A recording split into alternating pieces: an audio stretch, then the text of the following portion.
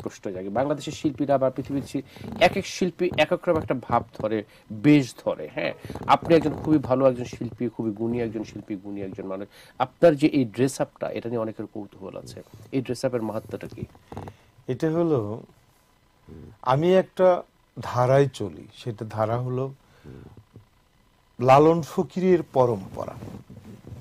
এই পরম্পরায় মানে আজব ফকিরি রং সাদা সুহাগিনী সাই।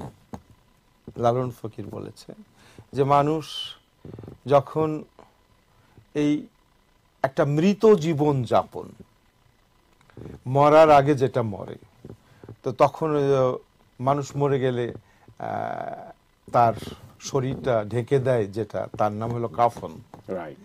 আমরা সেই কাপড়টাই পরে বেড়াই সব সময়, মানে সবসময় মৃত্যুর জন্য প্রস্তুত। মৃত্যুর জন্য না, আমরা মৃতই, মানে মরার আগে মরে যারা, তো মরার আগে আমরা, আমাদের মতো যারা মানুষ মরার আগেই তারা মরে যায়, এবং মরার পরে যে মৃত্যুর যে স্বাদটা, বাকি জীবনটা এটা অনুভব করার চেষ্টা করি আর কি। অর্থাৎ আপনার হচ্ছে কি, আপনার এই যেটা আমি বলতে পারি, আপনাদের এই পৃথিবীর প্রতি ভোগ বিলাসের প্রতি আগ্রহটা কম। একেবারে সমস্ত চাহিদা নেই বললে চলে, মানে একদম সাদাসিধে একটা জীবন যাপন করি, যেহেতু এখনো সমাজে সবার মধ্যে, তারপরে বাংলাদেশ থেকে আমেরিকা পর্যন্ত হাঁটাহাঁটি করছি, তো তাহলে সমাজের সাথে একটু মিলে চলছি, কিন্তু সমাজের সাথে মিশে থেকেও নিজেকে একা করে ফেলেছি, সবার মধ্যে থেকেই নিজেকে আলাদা করেছি, সংসারের থেকেই নিজেকে আলাদা করে রাখি সবসময়। আপনি কি সংসার করেন? সংসার তো এখন নেই, আছে, আমরা দুজন আছি। আপনার ছেলে মেয়ে? আমার ছেলে মেয়েরা তাদের মতো চলে, হ্যাঁ, ছেলে মেয়ে আছে। হ্যাঁ, ওরা আপনার সাথে ডিটাচ বলবো না, এখন তো ভক্ত তারা, আপনার এখন তারা বাবা বলে না, তারা গুরু বলে, আপনাকে গুরু বলে, গুরু হিসেবে মানে। ওকে ওকে। তারা কি গান করে? গান আমার মতো করে না, আমার তো ধর্ম কর্ম সাধন ভজন ইবাদত সবই এই গান দিয়ে করি, গানই জীবন, গানই সবকিছু। হ্যাঁ, আর তারা তাদের কর্ম আছে, কর্মের ফাঁকে তারা কখনো বাবার পরম্পরা মানে বজায় রাখতে তারা গান করে, শুধু আমাকে খুশি করার জন্য না, তারাও ভালো লাগা থেকেই করে। ওকে, ধর্মের কথা বললেন, আমি জানি যে আপনি ফকিরি বেশটা নিয়েছেন, আপনার ধর্ম মানব ধর্মের কথা বলেন, এটা বিষয়ে একটু বলবেন আপনি? আসলে মানব ধর্ম বলি কোনো ধর্ম নেই এখানে, ব্যাপারটা হলো একটু বোঝার ব্যাপারে, দুঃখের মতো আর কি, যে পৃথিবীর মধ্যে মানে প্রায় 4,500 ধর্ম আছে, এবং নিশ্চয়ই 4,500 ধর্মগ্রন্থ আছে। তার মধ্যে বিশেষ করে কিছু ধর্ম আছে যাদের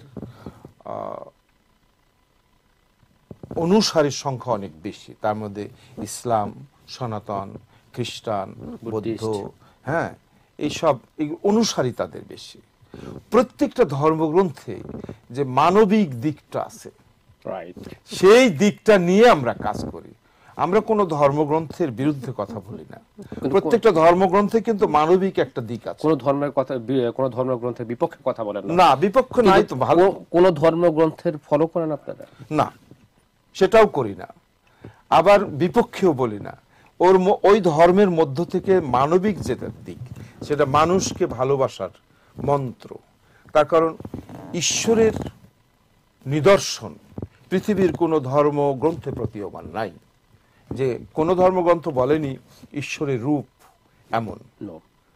আপনি ঈশ্বরের কথা বললেন, অর্থাৎ আপনি স্রষ্টা বিশ্বাস করেন? বিশ্বাস করি। কোন স্রষ্টাকে, মানে কোন ধর্মের? এক, আল্লাহকে বিশ্বাস করি, আল্লাহ এক।